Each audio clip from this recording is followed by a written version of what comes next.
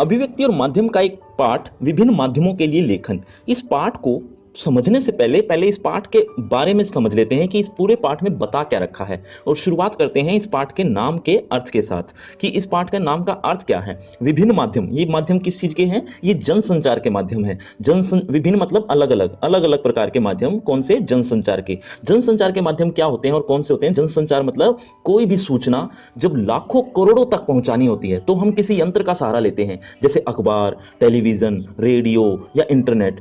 इससे क्या होता है, एक सूचना लाखों करोड़ों लोगों तक पहुंच जाती है। किसके माध्यम से? एक यंत्र के माध्यम से। चाहे वो अखबार हो, चाहे वो टीवी हो, चाहे वो फिर रेडियो हो, चाहे कोई इंटरनेट का माध्यम हो। तो इन सूचनाओं को पहुंचाने के लिए जो यंत्र का काम होता है, इन यंत्र काम आते हैं, ऐसे यंत्र जनसंचार माध्यम कहलाते हैं। दूसरे आसान भाषा में कहूं तो जो न्यूज हम तक पहुंचती है वो जनसंचार माध्यम के द्वारा ही पहुंचती है। बड़ी न्यूज, जैसे अखबार के द्वारा हम कोई न्यूज पढ़ते हैं, टीवी के द्वारा कोई न्यूज हम देखते हैं, रेडियो के द्वारा हम न्यूज सुनते हैं, इंटरनेट के माध्यम से न्यूज को सुना व पढ़ा जाता है। तो ये अलग अलग प्रकार के माध्यम ही जनसंचार के माध्यम होते हैं। तो ऐसे विभिन्न माध्यम जो जनसंचार के हैं उनके लिए पहले लिखना पड़ता है। लिखना कैसे पड़ता है कि अखबार में अगर न्यूज डालनी है उससे पहले हमें रफली लिखना पड़ेगा। हमें का मतलब पत्रकार को लिखना पड़ेगा। ठीक ऐसे ही टीवी पर अगर समाचार देने हैं या न्यूज देनी है तो उससे पहले राइटिंग कर ली जाती है। लेखन कार्य पूरा कर दिया जाता है। लेखन कार्य मतलब न्यूज को लिख लिया जाता है, फिर उसके बाद बोला जाता है, चाहे वो याद करके चाहे सामने पढ़कर। उसके अलावा रेडियो की में भी ऐसे ही, और इंटरनेट पर भी तो होता ही है, तो कि लेखन करना ही पड़ता है। तो इनके लिए जो विभिन्न माध्यमों को, यानी जनसंचार माध्यमों के लिए जो अलग अलग प्रकार के लेखन करना होता है, इसी को विभिन्न माध्यमों के लिए लेखन कहा गया है। जिसमें इस पूरे पाठ में हम विभिन्न माध्यमों के लिए लेखन ही पढ़ेंगे। जैसे अखबार के बारे में पढ़ेंगे हम पहले, फिर उसके बाद टीवी के बारे में, उसके बाद रेडियो के बारे में, उसके बाद इंटरनेट के बारे में। इस तरह से एक एक करके ये जनसंचार के माध्यम है। वैसे तो और भी होते हैं, लेकिन प्रमुख जनसंचार के माध्यम ये 4 ही माने गए हैं प्रमुख, जैसे प्रिंट, टीवी, रेडियो और इंटरनेट। तो इसके बारे में हम एक एक करके, पहले हम प्रिंट माध्यम को पढ़ेंगे, उसके बाद रेडियो, फिर उसके बाद टीवी, उसके बाद रेडियो और फिर इंटरनेट। तो इस तरह से हम एक एक करके इसको विस्तार से पढ़ेंगे। चलिए शुरू करते हैं। नमस्ते, मेरा नाम आशीष है। बच्चों, ये पाठ बहुत बड़ा है, लेकिन आप चिंता मत करो, आपको सिर्फ अंत तक देखना और सुनना है, समझाना मेरा काम है। सबसे पहले हम पढ़ेंगे जनसंचार के विभिन्न माध्यम जो ऊपर दिए गए हैं, जिनके बारे में मैं बता चुका हूं। इनकी कुछ खूबियां हैं, खूबियां मतलब अच्छाइयां हैं, और कुछ खामियां भी हैं। खामियां मतलब बुराई या कमी। तो कुछ अच्छाइयां भी हैं इनकी और कुछ बुराई भी है, कुछ कमी भी है। हर किसी में होती है वो, तो है ना। ठीक ऐसे ही जनसंचार की भी है, जिनको बारे में अब पहले थोड़ा पढ़ लेते हैं, उसके बाद और भी नई बात करेंगे। इस पाठ के जो इंपॉर्टेंट क्वेश्चंस हैं वो भी आपको मिलेंगे, लेकिन उससे पहले हम इस पाठ को समझ लेते हैं। पहले, जनसंचार के विभिन्न माध्यमों से आपका रोज कम या ज्यादा साबका पड़ता होगा। ये जनसंचार माध्यम है, इनसे कभी ना कभी या लगभग रोज आपका साबका पड़ता ही होगा। साबका मतलब होता है मुकाबला, या मुकाबला कह लो या सामना कह लो, सामना करना ही पड़ता है। कभी आपको अखबार पढ़नी होती होगी, कभी टीवी देखना होता होगा, कभी रेडियो, कभी इंटरनेट का प्रयोग आप करते ही रहते होंगे। चाहे आप कम करते होंगे या ज्यादा करते होंगे, तो कम या ज्यादा आपका सामना होता ही रहता है इन सब चीजों से। अगर आपसे पूछा जाए कि आप इन सभी माध्यमों में सबसे अधिक किसे पसंद करते हैं और क्यों, तो आपका जवाब क्या होगा? शायद आप थोड़ा सोच में पड़ जाएं। आपका उत्तर चाहे जो हो, इतना तय है कि इस सवाल का कोई एक निश्चित जवाब नहीं है। संभव है आपको टीवी ज्यादा पसंद हो और आपके दोस्त को रेडियो, ऐसा भी हो सकता है। आपका दोस्त रेडियो अपने पढ़ने के कमरे में फुर्सत से, ये जो लिखा हुआ है ये कट कर दो, इस गलती से लिख दिया गया है, मैं एक बार फिर पढ़ता हूं। आपका दोस्त रेडियो अपने पढ़ने के कमरे में फुर्सत से या कुछ और काम करते हुए सुनता हो। इसी तरह आपके किसी और साथी को पढ़ना बहुत पसंद हो और उसके फुर्सत के क्षण अखबार या पत्रिकाओं के साथ गुजरते हो। ऐसा भी हो सकता है कि उसको पढ़ना बहुत अच्छा लगता है, तो वो अखबार को पसंद करता हो या पत्रिका यानी मैगजीन को पसंद करता हो। जबकि आपका कोई अन्य दोस्त इंटरनेट पर चैटिंग करते और कुछ और पढ़ते देखते हुए उसी से चिपके रहना पसंद करता हो। मतलब अलग अलग आदमी की अलग अलग पसंद होती है, ये बता रखा है इस पैराग्राफ में। जाहिर है सबकी अपनी अपनी पसंद है, लेकिन सबकी पसंद के पीछे कुछ कारण जरूर है। आप या आपके अन्य दोस्त अलग अलग जनसंचार माध्यमों को इसलिए अधिक पसंद करते हैं क्योंकि उनकी विशेषताएं या खूबियां चाहे विशेषताएं कहो चाहे खूबियां कहो, बात एक ही है। आपकी या आपके अन्य दोस्तों के मिजाज, मिजाज मतलब होता है स्वभाव, स्वभाव, रुचियों, जरूरतों और पहुंच के अनुकूल हो। मतलब आपको जो जनसंचार माध्यम पसंद है या आपके दोस्त को जो पसंद है, वो हो सकता है आपकी रुचि के या उनकी रुचि के अनुसार ही आपको पसंद हो। होता है ना ये, रुचि के अनुसार या स्वभाव के अनुसार या पहुंच के अनुकूल, कि मुझे वो आसानी से प्राप्त हो जाता है इसीलिए मुझे वो पसंद है। तो स्पष्ट है कि हम सब अपनी अपनी रुचियों, जरूरतों और स्वभाव के मुताबिक, मुताबिक मतलब अनुकूल, अनुसार कह लो, अकॉर्डिंग कह लो, मुताबिक माध्यम चुनते और उनका इस्तेमाल करते हैं। इसका अर्थ यह भी है कि हर माध्यम में अपनी कुछ विशेषताएं और खूबियां हैं, तो कुछ खामियां भी हैं, मतलब बुराई भी हैं या कमियां भी हैं, जिसके कारण कोई माध्यम विशेष किसी को अधिक पसंद आता है तो किसी को कम, मतलब किसी को बहुत ज्यादा पसंद आ गया कोई माध्यम और किसी को कम आ गया। मतलब साफ सा है कि इन जनसंचार माध्यमों की कुछ खूबियां भी हैं और खामियां भी हैं, कोई भी जनसंचार माध्यम परफेक्ट नहीं है। तो यही कुछ आगे भी बता रखा है, देखिए। लेकिन इसका यह अर्थ कतई नहीं है कि जनसंचार का कोई एक माध्यम सबसे अच्छा या बेहतर है या कोई एक दूसरे से कमतर है, ऐसा भी नहीं है। सबकी अपनी कुछ खूबियां हैं, अच्छाइयां हैं, तो कुछ खामियां भी हैं यानी कमियां भी हैं। जैसे इंद्रधनुष की छटा अलग अलग रंगों के एक साथ आने से बनती है, वैसे ही जनसंचार के विभिन्न माध्यमों की असली शक्ति उसके उनके परस्पर पूरक होने में है। मतलब एक दूसरे के ये पूरक हैं, कोई भी ऐसा नहीं है कि इसके बिना उसका काम चल जाए, वो एक दूसरे के बहुत पूरक हैं। ये जनसंचार के विभिन्न माध्यमों के बीच फर्क चाहे जितना हो, लेकिन वे आपस में प्रतिद्वंद्वी नहीं है। प्रतिद्वंद्वी यानी कंपटीटर नहीं है कि रेडियो का कंपटीटर टेलीविजन है या टेलीविजन का कंपटीटर अखबार है, ऐसा कुछ भी नहीं है। कोई कंपटीशन नहीं है इनका आपस में। ये अलग माध्यम है, वो अलग माध्यम है। किसी को कुछ पसंद आता है तो किसी को कुछ पसंद आता है। कोई भी प्रतिद्वंद्वी नहीं है, कोई भी परफेक्ट नहीं है, बल्कि वो एक दूसरे के पूरक हैं और सहयोगी भी हैं। सहयोगी मतलब एक दूसरे का साथ भी देते हैं, क्योंकि कुछ चीजें हमें रेडियो पर मिल जाती है, तो कुछ चीजें इंटरनेट पर, कुछ चीजें टेलीविजन पर, कुछ अखबारों में। तो ये सब चीजें एक दूसरे के पूरक ही होती हैं। आगे देखिए, कहने की जरूरत नहीं है कि अखबार में समाचार पढ़ने और रुककर उस पर सोचने की एक अलग तरह की संतुष्टि मिलती है। एक एग्जांपल से समझाता हूं कि आपके पेरेंट्स या आप खुद भी, बेशक आप पूरा दिन न्यूज देखते होंगे टीवी पर बेशक पूरा दिन न्यूज देखते हैं, लेकिन जैसे ही अगले दिन अखबार आता है सुबह सुबह, वो खबरें आपने बेशक पढ़ी हुई हो, बेशक आपने पढ़ी हुई हो या सुनी रखी हो, क्योंकि आपने एक दिन पहले टीवी पर वो न्यूज देख ली, लेकिन फिर भी आप अखबार में पढ़ना चाहेंगे। कारण ये है, अखबार को पढ़ने से एक संतुष्टि मिलती है। ऐसे आपके पेरेंट्स भी करते होंगे या आप भी ऐसा करते होंगे कि अगले दिन जब अखबार आता है तो आप जरूर कोई ना कोई पिक जरूर करते होंगे, एक बार जरूर देखते होंगे कि मेन खबर कौन सी है। और में ऐसी खबरें बहुत सी होती हैं जो आप टीवी पर पहले ही देख चुके हैं, तो एक अलग तरह की संतुष्टि मिलती है अखबार को पढ़ने से। ऐसा होता है, आपके साथ हुआ है या नहीं, ये बताइएगा। कहने की तो एक बार इस लाइन को दोबारा पढ़ता हूं कि कहने की जरूरत नहीं है कि अखबार में समाचार पढ़ने और रुककर उस पर सोचने में एक अलग तरह की संतुष्टि मिलती है, क्योंकि उसमें सोच सकते हैं रुककर। लेकिन टेलीविजन में हम रुककर सोच नहीं सकते, क्योंकि अगर हम रुककर सोचने लग गए तो वो खबर आगे निकल जाएगी। जबकि टीवी पर घटनाओं की तस्वीरें देखकर, टीवी की खूबी क्या है, टीवी पर घटनाओं की तस्वीरें देखकर उसकी जीवंतता का एहसास होता है कि वो हमारे सामने सजीव है। क्योंकि उसका वीडियो जब हम देख लेते हैं तो हम काफी कुछ इमेजिन कर लेते हैं या काफी कुछ एक अटैच हो जाते हैं टीवी में जब खबरें देखते हैं या वो तस्वीरें देखते हैं। जबकि अखबार में सिर्फ एक फोटो होती है, कोई वीडियो नहीं होती। ये इसकी एक खूबी थी टेलीविजन की। इस तरह का रोमांच अखबार या इंटरनेट पर नहीं मिल सकता। इसी तरह से रेडियो पर खबरें सुनते हुए आप जितना उन्मुक्त होते हैं, रेडियो पर जब आप खबरें सुनते हैं अपने आप को स्वतंत्र महसूस करते हैं, उतना और माध्यमों में संभव नहीं है। इसमें ये चीज अच्छी थी। उधर इंटरनेट, जिसको अंतरक्रियात्मकता, जैसे इसको इंग्लिश में इंटर एक्टिविटी भी कहते हैं, और सूचनाओं के विशाल भंडार का अद्भुत माध्यम है। इंटरनेट की भी बहुत खूबी है, वो उसी के बारे में अब लिखा हुआ है। बस एक बटन दबाइए और सूचनाओं के अथाह सागर में पहुंच जाइए। अथाह मतलब जिसकी कोई लिमिट ना हो, अनलिमिटेड। तो ऐसे संसार में पहुंच जाइए सूचनाओं के। जिस भी विषय पर आप जानना चाहें, इंटरनेट के जरिए वहां पहुंच सकते हैं। मतलब एक ही पैराग्राफ में एक एक खूबी, एक एक खामी सबकी बता दी है एक तरह से। ये सभी माध्यम हमारी अलग अलग जरूरतों को पूरा करते हैं। कोई माध्यम हमारी किसी जरूरत को पूरा करता है, या किसी माध्यम में हमें कुछ और अच्छाइयां नजर आती हैं।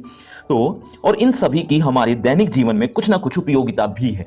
यही कारण है कि अलग अलग माध्यम होने के बावजूद इनमें से कोई समाप्त नहीं हुआ है। अलग अलग माध्यम है, ऐसा कोई भी माध्यम नहीं है जो समाप्त हो गया हो या पिछड़ गया हो। ऐसा कोई भी माध्यम नहीं है, सब एक दूसरे के पूरक हैं और अच्छे से चल रहे हैं। और इन सभी माध्यमों का लगातार विस्तार और विकास हो ही रहा है, विकास भी हो रहा है और विस्तार भी हो रहा है। आइए अब इन सभी माध्यमों की अलग अलग करके खूबियां और खामियों को समझने की कोशिश करें। मतलब अभी तो हमने मिक्स करके खूबियां और खामियां पढ़ी हैं, अब हम एक माध्यम को लेंगे, जैसे प्रिंट माध्यम को लेंगे और उसके बारे में हम डिटेल में समझेंगे। प्रिंट माध्यम में कौन कौन सी अच्छी बातें हैं, कौन कौन सी बुराइयां हैं, कौन कौन सी अच्छा प्रिंट माध्यम की का इतिहास क्या रहा है, ये सब बातें हम इस प्रिंट माध्यम की हेडिंग में पढ़ेंगे विस्तार से। अच्छा आप भी बताइए कि आपको जनसंचार का कौन सा माध्यम सबसे ज्यादा प्रिय है, सबसे ज्यादा अच्छा लगता है। देखते हैं कौन सा माध्यम बहुत से लोगों को पसंद आता है। चलिए प्रिंट माध्यम। अब प्रिंट माध्यम में पहले हम पढ़ेंगे इस पैराग्राफ में कि इसका इतिहास क्या है, ये प्रिंट माध्यम आया कहां से। तो चलिए शुरू करते हैं। प्रिंट यानी मुद्रित माध्यम, प्रिंट को हिंदी में मुद्रित कहते हैं, ठीक है। तो प्रिंट यानी मुद्रित माध्यम जनसंचार के आधुनिक माध्यमों में सबसे पुराना है। मतलब जितने भी जनसंचार के माध्यम हैं इनमें सबसे पुराना ये प्रिंट माध्यम ही है, क्योंकि इंटरनेट तो बहुत बाद में आया और टीवी भी बाद में ही आया है, प्रिंट माध्यम और रेडियो भी, टीवी और रेडियो भी बाद में आए हैं और ये प्रिंट माध्यम सबसे पहले आया है इन चारों में से। असल में आधुनिक युग की शुरुआत ही मुद्रण यानी छपाई के आविष्कार से हुई। मुद्रण कह लो, छपाई कह लो, प्रिंट कह लो, इसके दो तीन नाम हैं, एक ही बात है, ठीक है। मुद्रण यानी छपाई के आविष्कार से हुई। हालांकि मुद्रण की शुरुआत चीन से हुई, चीन से इसकी शुरुआत हुई है मुद्रण की, यानी प्रिंट की। लेकिन आज हम जिस छापेखाने को देख रहे हैं, यानी आज जिसका विस्तार है एक्चुअल में, तो उसका आविष्कार का श्रेय जर्मनी के गुटेनबर्ग को जाता है। गुटेनबर्ग ने इसका आविष्कार किया था जो हम आज यूज करते हैं। छापाखाना यानी प्रेस के आविष्कार ने दुनिया की तस्वीर ही बदल दी। मतलब बहुत कुछ एक नया आ गया दुनिया के लिए। यूरोप में पुनर्जागरण, रेनेसा की शुरुआत, रेनेसा एक संस्था, इसकी शुरुआत में छापेखाने की अहम भूमिका थी। ये बहुत बड़ा योगदान निभाया छापेखाने। तो भारत में पहला छापाखाना, अच्छा अब इंडिया की बात करें तो इंडिया में सबसे पहला जो छापाखाना था वो सन 1556 में गोवा में खुला था। गोवा में, इंडिया के गोवा में सबसे पहला छापाखाना शुरुआत हुई थी, जो 1556 में हुई थी, ठीक है, याद रखिएगा। इसे मिशनरियों ने धर्म प्रचार की पुस्तकें छापने के लिए खोला था। मतलब जब इसकी शुरुआत हुई तो ये धर्म प्रचार की पुस्तकें छपी थी। धर्म प्रचार की मतलब कोई भी धर्म से, चाहे हिंदू धर्म की पुस्तकें हैं, ग्रंथ हैं, चाहे वो मुस्लिम धर्म के ग्रंथ हैं, या कोई भी जो धार्मिक पुस्तक हैं, उनको छापने के लिए, उनको लोगों तक पहुंचाने के लिए इसका आविष्कार किया गया था, या यूं कहें कि इसका प्रचार प्रसार किया गया था। तब से अब तक मुद्रण तकनीक में काफी बदलाव आया है। मुद्रण तकनीक में यानी काफी अपडेट हो गया है। अब बहुत कुछ अपडेशन हुई है, इसकी तकनीक में काफी बदलाव आया है और मुद्रित माध्यमों का व्यापक रूप से विस्तार हुआ है। ये है मुद्रित माध्यम का एक चित्र। देखो एक ये छापा, एक मशीन है जहां पर अखबार छप रही हैं, किस तरह से ये काम करती है। वैसे आपने टीवी में या कहीं इंटरनेट पर आपने देखा होगा इसकी, ये इस तरह की मशीन। तो ये चित्र में आप देख लीजिए। चलिए अब यहां से और पढ़ते हैं।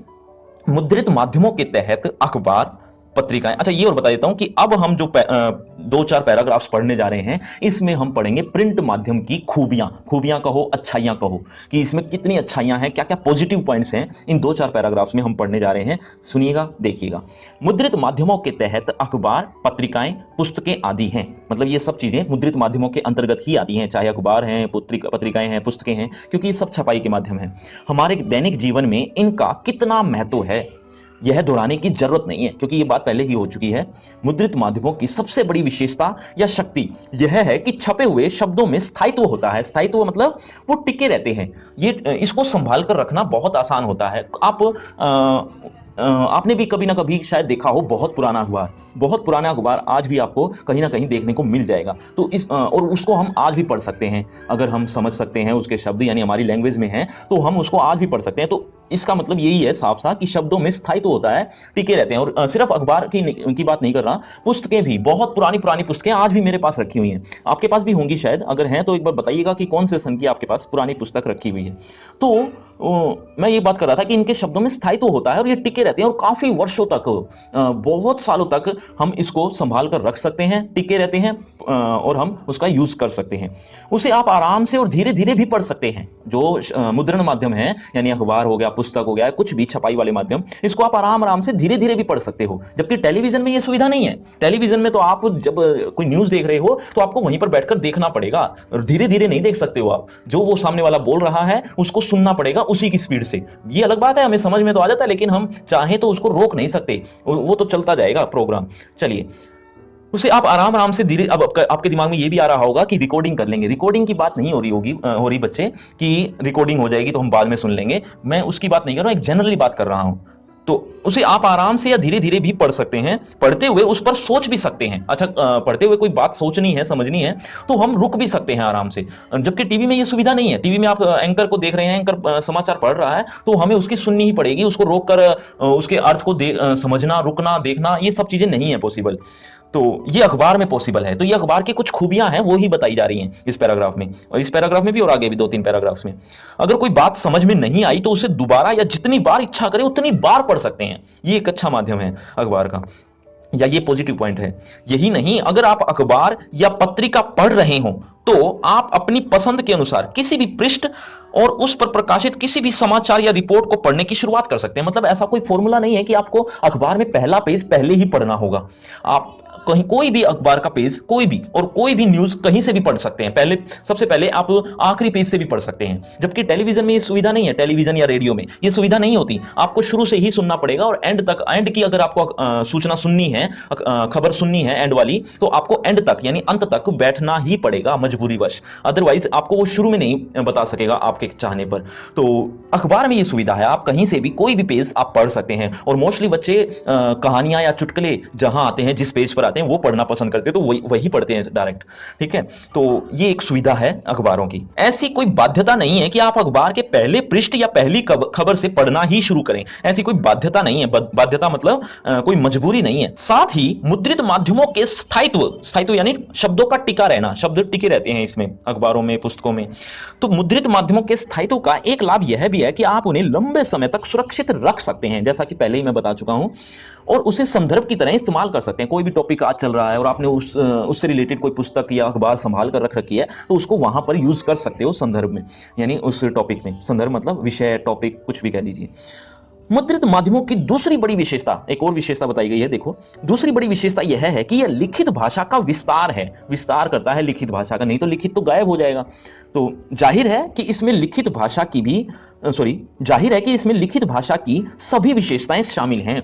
लिखित और मौखिक भाषा में सबसे बड़ा अंतर यह है कि लिखित भाषा अनुशासन की मांग करती है। अनुशासन किस तरह का, एक डिसिप्लिन किस तरह का, कि आपको शुद्ध ही लिखना होता है। आपने देखा होगा अखबारों में, पुस्तकों में लगभग आपको शुद्ध ही लिखा हुआ मिलता है, बहुत कम गलतियां मिलती हैं। और गलतियां करनी भी नहीं चाहिए किसी भी रिपोर्टर को, क्योंकि उससे ध्यान भटकता है, वो अखबार बहुत बुरा हो सकता है किसी की नजर में अगर उसमें गलतियां पाई जाती हैं। तो ये अनुशासन है, ये अनुशासन, एक डिसिप्लिन बना रहता है। जबकि बोलने में, या जैसे टीवी या रेडियो में अगर कुछ गलती हो गई बोलते हुए, तो कोई इतना नोटिस नहीं करता या इतना कोई महत्व नहीं रखता। जैसे अभी मैं आपको समझा रहा हूं, न जाने शायद बोलते हुए भाषा का थोड़ा अजीब सा प्रयोग कर गया होगा, आपको की बोलने की जगह आपने यूज कर दिया होगा, ऐसा कुछ मैं बोलते बोलते थोड़ा सा गलत भी बोल गया हूं, व्याकरण की दृष्टि से, शुद्धता की दृष्टि से शुद्ध ना बोला हूं मैं, तो ये चल जाता है, क्योंकि मैं समझा रहा हूं, आपको बोल रहा हूं। लेकिन अगर मैं लिखने लगूं तो मुझे जरूरत है एक अनुशासन की, यानी मुझे एक शुद्ध ही लिखना पड़ेगा। ठीक है, जैसे इसमें लगभग आपको शुद्ध ही लिखा हुआ मिला है। तो अनुशासन की मांग करता है। बोलने में एक स्वतः स्फूर्ति आती है। स्फूर्तता मतलब एक, जैसे मैं बोल रहा हूं फुर्ती से, या जो भी मेरे मन में आ रहा है मैं उसको बोल रहा हूं, तो एक स्फूर्तता आती है। लेकिन लिखने में आपको भाषा, व्याकरण, वर्तनी, वर्तनी यानी मात्रा, और शब्दों के उपयुक्त इस्तेमाल का ध्यान रखना पड़ता है।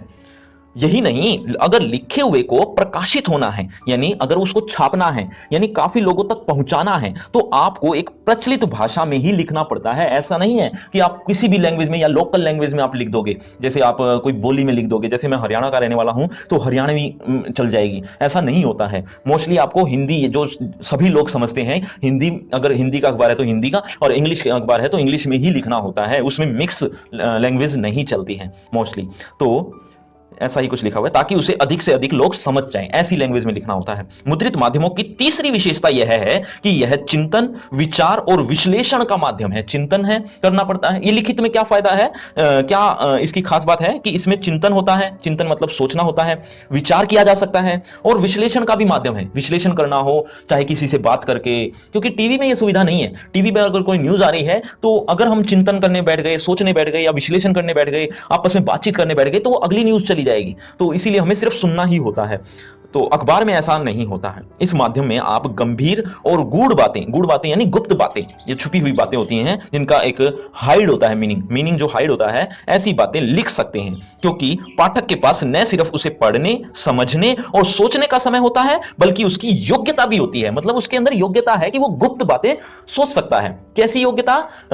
योग्यता मतलब वो पढ़ाई लिखाई कर चुका होगा। जो अखबार का पाठक होगा ना, वो पढ़ाई लिखाई करके ही तो पढ़ रहा है, नहीं तो वो पढ़ ही नहीं पाएगा, अनपढ़ व्यक्ति। तो उसके अंदर ये योग्यता है कि वो गुप्त बातें, गूढ़ बातें या छुपी हुई बातें वो समझ सकता है, इसीलिए चल जाता है ये इतनी गुप्त बातें अगर अखबार में लिख दी जाए तो। लेकिन अगर टेलीविजन में अगर आप गुप्त बातें बोल रहे हो, टेलीविजन में, रेडियो में, तो एक अनपढ़ व्यक्ति जो जिसमें थोड़ा कम दिमाग है या पढ़ा लिखा नहीं है, तो वो शायद ना समझ पाए। इसीलिए उसको टीवी और रेडियो में आपको सामान्य बोलचाल भाषा का प्रयोग करना होता है और सब कुछ स्पष्ट बताना होता है। गुप्त बातें, कोई मुहावरे, लोकोक्ति, ऐसी बातें नहीं लिखनी होती, ना बोलनी होती है। तो इस बात का ध्यान रखना होता है। असल में मुद्रित माध्यमों का पाठक वही हो सकता है जो साक्षर हो, साक्षर मतलब जो पढ़ा लिखा हो और जिसने औपचारिक या अनौपचारिक, मतलब चाहे फॉर्मल या इनफॉर्मल तरीके से शिक्षा के जरिए एक विशेष स्तर की योग्यता भी हासिल की हो, पढ़ा लिखा हो। ठीक है। अब जो हम पैराग्राफ पढ़ने जा रहे हैं, अब जो पैराग्राफ पढ़ने जा रहे हैं, इस पैराग्राफ में हम पढ़ेंगे कि इसकी कुछ खामियां भी हैं। कुछ खामियां मतलब कुछ कमियां भी हैं, सिर्फ इसकी खूबियां ही खूबियां नहीं है, कुछ कमियां भी हैं हर माध्यम की। तो इसकी प्रिंट माध्यम की क्या खामी है, क्या बुराई है, क्या नेगेटिविटी है, वो देखते हैं एक बार। लेकिन मुद्रित माध्यमों की यही कमजोरी या सीमा भी है। कौन सी? कि इसमें पढ़ा लिखा आदमी ही पढ़ चाहिए। मतलब ऐसा नहीं है कि कोई अनपढ़ के लिए भी यूजफुल हो ये अखबार। निरक्षर यानी अनपढ़ों के लिए मुद्रित माध्यम किसी काम के नहीं है। वो कोई उनका कोई काम नहीं है इस माध्यम के लिए। साथ ही जैसे अभी मैं बोलते हुए लड़खड़ा गया था, तो चल गया थोड़ा बहुत लड़खड़ाना, तो ये बोलने वाली चीजें जो होती हैं वो इसमें चल जाती हैं। लेकिन अगर हम ये लिख रहे होते तो हम कोई गलतियां कर दें तो ये एक खटकने वाली बात नहीं है। चलिए, तो अभी बात देखिए आगे। निरक्षरों मतलब अनपढ़ों के लिए मुद्रित माध्यम बेकार ही है एक तरह से। साथ ही मुद्रित माध्यमों के लिए लेखन करने वाले को अपने पाठकों के भाषा ज्ञान के साथ साथ उनके शैक्षिक ज्ञान और योग्यता का विशेष ध्यान रखना पड़ता है। ये जो लेखन कर रहे हैं ना, इस किसमें? अखबार में जो लेखन कर रहे हैं, इस वो भी, यानी रिपोर्टर कह लो या पत्रकार कह लो, पत्रकार जब पत्रकारिता करता है यानी लिखता है, तो उनको भी भाषा का बहुत अच्छे तरीके से ध्यान रखना होता है, अनुशासन का ध्यान रखना होता है।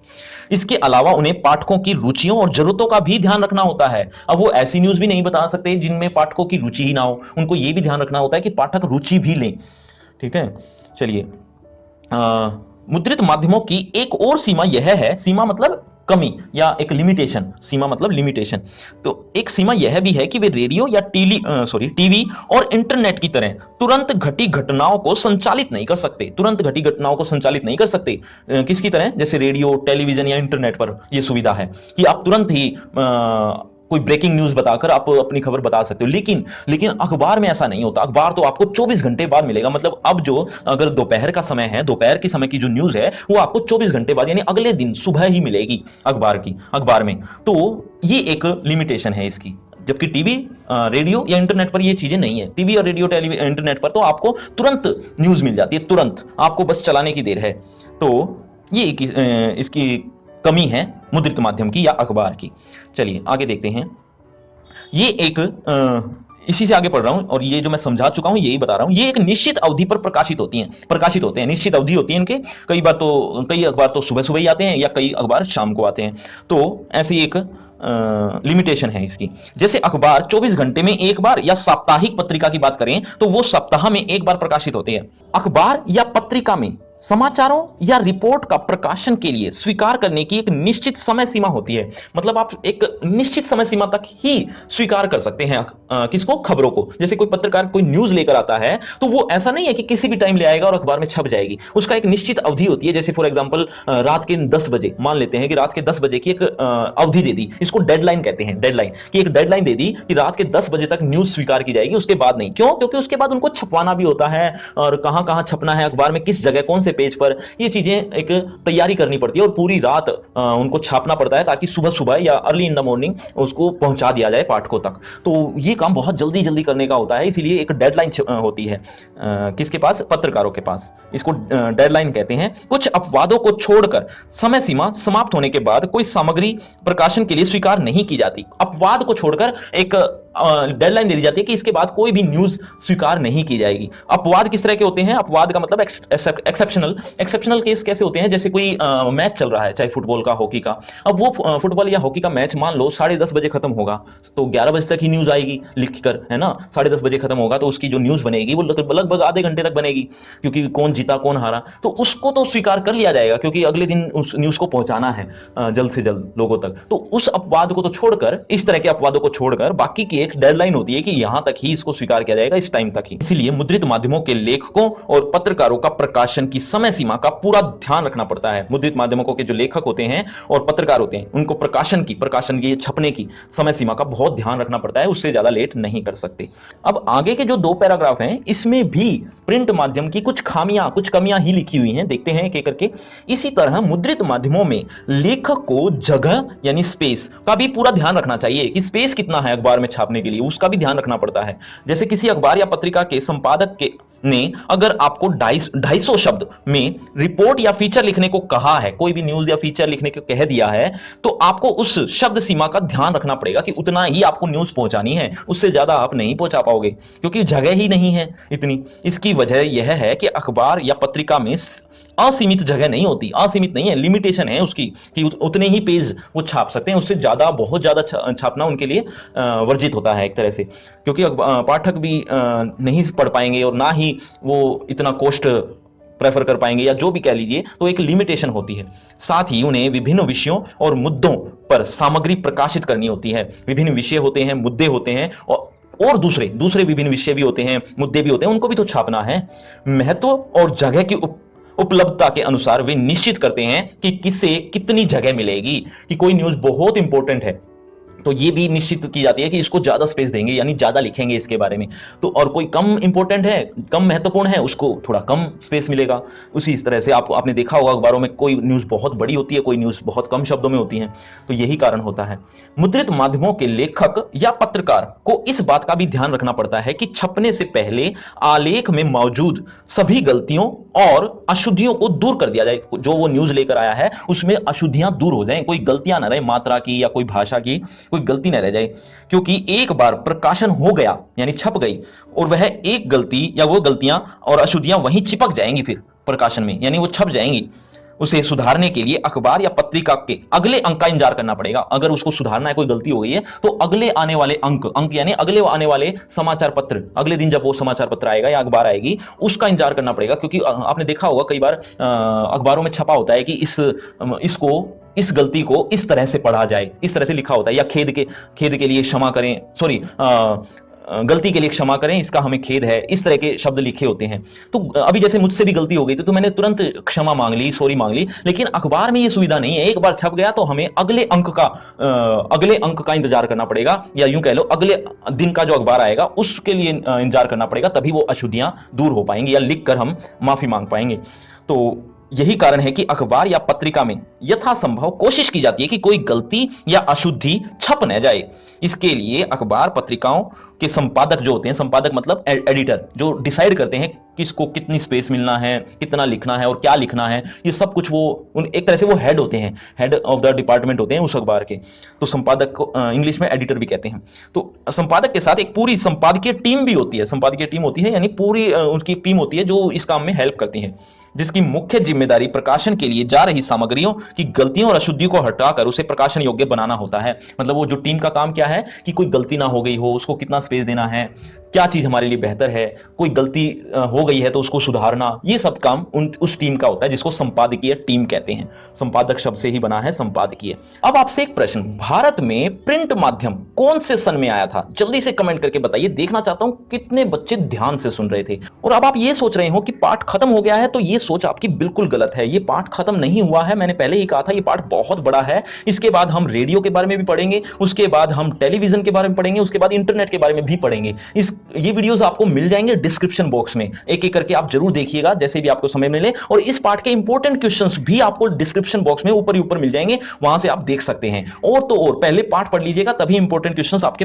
काम के रहेंगे। और एक और बात, आपको और भी वीडियोस चाहिए जो आपको नहीं मिल रहे इस चैनल पर, तो आप एक बार जरूर कमेंट कीजिएगा ताकि मैं उस पर वीडियो बना सकूं। और साथ ही साथ अगर आपको मुझसे बातचीत करनी है, किसी भी तरह की बातचीत करनी है, चैट करनी है, तो सोशल मीडिया पर आ जाइए, वहां पर आपसे बहुत सी बातचीत की जाएंगी। लिंक आपको डिस्क्रिप्शन बॉक्स में मिल जाएगा सोशल मीडिया का। आइए मिलिए, शुक्रिया, धन्यवाद।